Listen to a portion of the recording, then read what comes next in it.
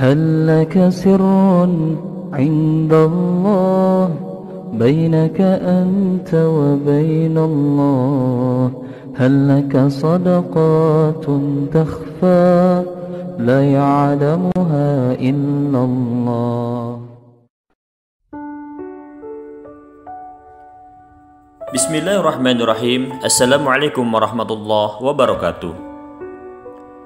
Ada satu kisah sahabat Nabi Muhammad SAW yang begitu menyentuh hati karena memilih berjihad bersama Rasulullah SAW daripada kenikmatan dunia.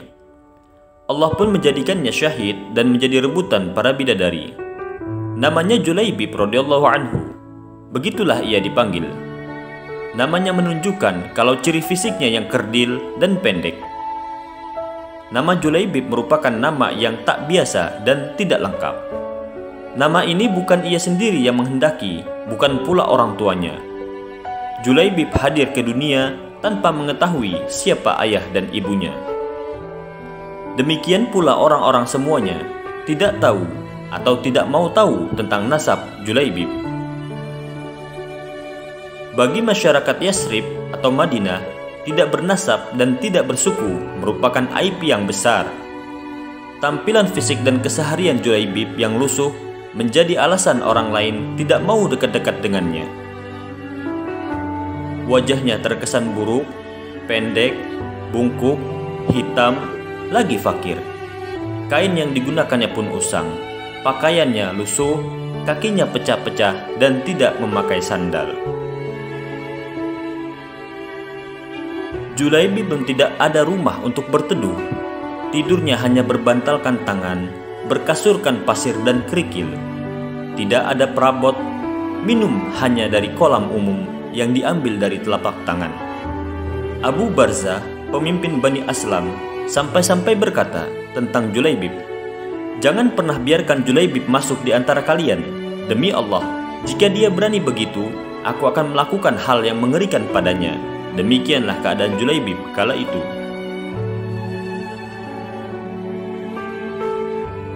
Namun Allah berkehendak menurunkan rahmatnya. Tidak satu makhluk pun bisa menghalangi. Julaibib menerima hidayah dan dia berada di barisan terdepan dalam sholat maupun dalam berjihad. Meski hampir semua orang tetap memperlakukannya seolah ia tiada, namun tidak demikian dengan Rasulullah SAW, sang rahmatan bagi semesta alam. Julaibib yang tinggal di Sufah, Masjid Nabawi, suatu hari ditegur oleh Rasulullah SAW. "Hai Julaibib," kata Rasulullah dengan lembut, "tidakkah engkau mau menikah?"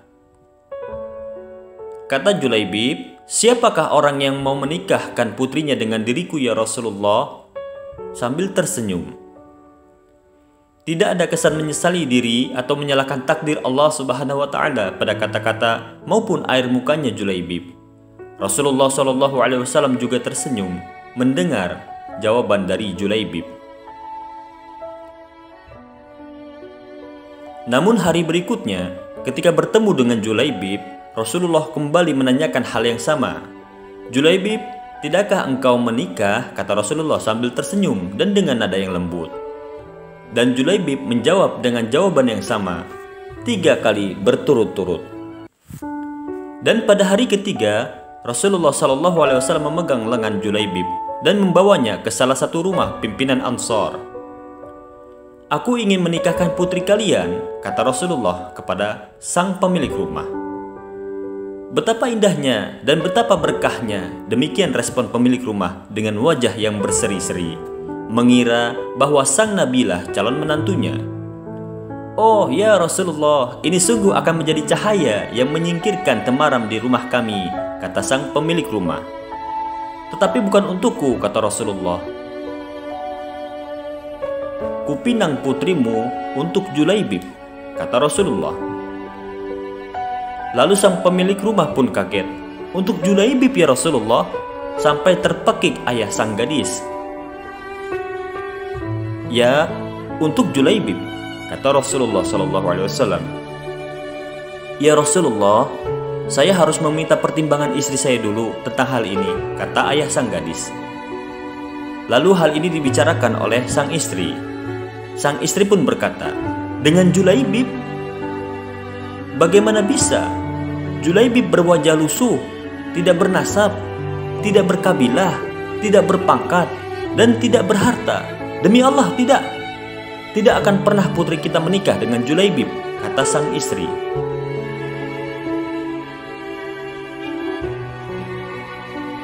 Perdebatan itu tidak berlangsung lama.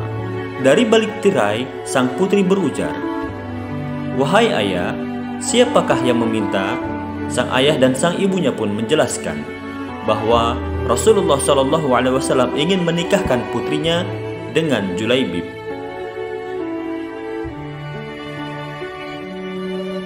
Lalu putrinya pun menjawab, "Apakah kalian hendak menolak permintaan Rasulullah? Demi Allah, kirim aku padanya. Dan demi Allah, karena Rasulullah yang meminta, maka tiada akan membawa kehancuran dan kerugian bagiku," kata sang gadis. Sang gadis solehah itu lalu membaca ayat yang artinya, "Dan tidaklah patut bagi lelaki beriman dan perempuan beriman, apabila Allah dan Rasulnya telah menetapkan suatu ketetapan, akan ada bagi mereka pilihan lain tentang urusan mereka. Dan barang siapa mendurhakai Allah dan Rasulnya, maka sungguhlah dia telah sesat, sesat yang nyata." Quran Surat Al-Ahzab ayat 36. Lalu pernikahan pun dilangsungkan, dan sang Nabi dengan tertunduk berdoa untuk sang gadis solehah itu, "Ya Allah, limpahkanlah kebaikan atasnya dalam kelimpahan yang penuh berkah. Jangan kau jadikan hidupnya payah dan bermasalah." Demikian doa indah dari Rasulullah SAW. Di malam harinya, sebelum Julaibib menikmati malam pertama dengan istri yang cantik jelita itu, seruhan jihad menggema. "Wahai para penunggang kuda, siapkan kuda kalian. Malam ini ada perang fisabilillah. Wahai para pemanah, siapkan panah kalian. Malam ini ada perang fisabilillah." Mendengar seruan itu, ia langsung bergegas. Ia segera keluar, menyongsong panggilan jihad. Setelah meminta izin kepada istri yang baru dinikahinya, lalu Julaibib bergabung dengan pasukan yang dipimpin oleh Rasulullah SAW untuk perang fisabilillah.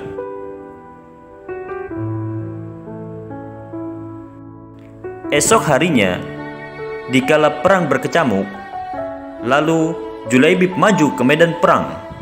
Dengan hebatnya beliau bertempur, banyak dari kaum kafirin tewas di tangannya, dan pada akhirnya beliau mendapatkan syahid, gugur demi membela agama Allah dan Rasulullah SAW. Peperangan pun telah usai. Kemenangan direbut oleh Rasulullah SAW dan pasukannya. Suatu peristiwa yang tidak saja menggembirakan Rasulullah, tapi juga para sahabatnya. Rasulullah memeriksa satu persatu yang telah gugur di jalan Allah sebagai syuhada. Tampak dari kejauhan sosok pemuda yang bersimbah darah dengan luka bekas sayatan pedang. Rasulullah menghampiri jasad pemuda itu sambil meletakkan kepalanya di pangkuan manusia agung ini. Rasulullah SAW memeluknya sambil menangis. "Bukankah engkau ya Julaibib yang menikah tadi malam, tapi engkau memilih keredaan Allah, yaitu berjihad bersamaku?" Tak lama kemudian Rasulullah SAW tersenyum sembari memalingkan muka ke sebelah kiri karena malu. Apa sebabnya? Ternyata sesosok bidadari cantik dari surga menjemput ruh mulia Julaibib ini. Dan tak sengaja gaunnya tersingkap hingga betisnya yang indah terlihat. Ini yang membuat Rasulullah SAW merasa malu. Rasulullah berkata, "Hari ini Julaibib berbulan madu dengan bidadari yang lebih cantik daripada istrinya." Lalu Rasulullah membacakan Al-Quran yang artinya, "Janganlah kamu mengira bahwa orang-orang yang gugur di jalan Allah itu mati. Sejatinya mereka itu hidup di sisi Tuhannya dengan mendapatkan rezeki. Mereka dalam keadaan bahagia disebabkan karunia Allah yang diberikannya kepada mereka." dan mereka bergirang hati terhadap orang-orang yang masih tinggal di belakang yang belum menyusul mereka, dan tidak pula mereka bersedih hati. Quran Surat Al-Imran ayat 169-170. Seketika itulah para sahabat meneteskan air mata. Saat informasi tentang kematian Julaibib sampai di istrinya, maka istrinya pun berkata, "Ya Allah, alangkah bahagianya suamiku itu. Jika aku tidak dapat mendampinginya di dunia, maka izinkanlah aku mendampinginya di akhirat."